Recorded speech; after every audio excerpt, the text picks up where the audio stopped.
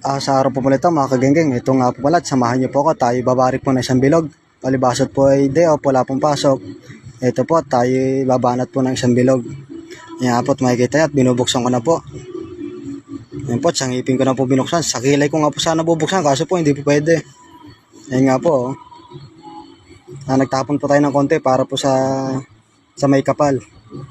Yan nga po, makikita niyo at may namumulutan pa. Yan, makikita niyo po ang kamay. Yan nga po. Yan nga po at may tumagay pa. Yan nga po at makikita niyo yung kamay, oh. Charot. Yan nga po at umano siya.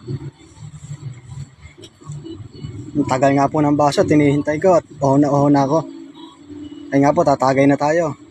Sabi nga po habang may atay, tuloy lang ang tagay.